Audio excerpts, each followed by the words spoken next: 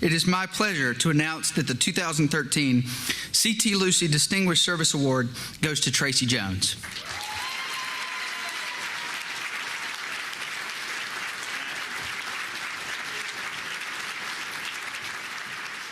Wow, this is awesome. Thank you so much. This is beautiful.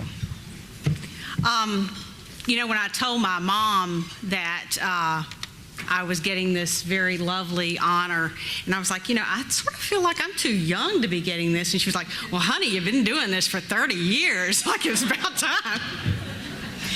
It goes without saying that this recognition is very humbling and a huge honor. I know that we have a really big program tonight, and I would really like to direct my few words to those of you in this room that have more of your broadcasting careers ahead of you than behind you. When I was a kid, I was one of those nerdy little kids that always was talking about, from probably the age of 2, what I wanted to do when I grew up. And that always was preceded by world famous architect, world famous fashion designer. And when I was 16, that became world famous journalist. That was about the time when Barbara Walters became co-anchor of the evening news.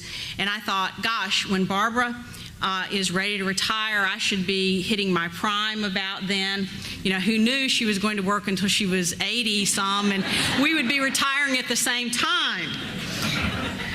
Well, I never actually became world famous, and I have long since ceased to, I don't care about that anymore. But there was a time in the beginning of my career when I actually was locally famous.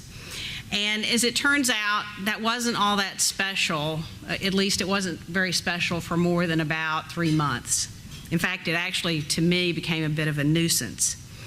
But it was during this early part of my career that I began to grasp the extraordinary power of the voice that we have, and the power to get things done and to move the needle for the community in such a significant way, sometimes even beyond my own imagination. And I never cease to be amazed at how our industry can call people to action. But I actually have one memory that particularly stands out. A couple of days following 9/11, our station, like most of yours, was with wall-to-wall network coverage.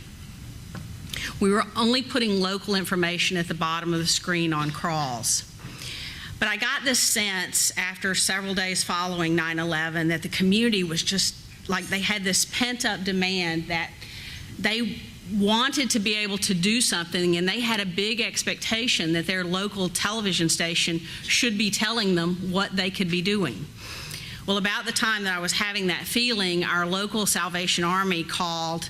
They were working with firefighters in the Pentagon, and they said, we need clean, dry socks. And I was like, well, finally, something tangible that we can put on the crawl.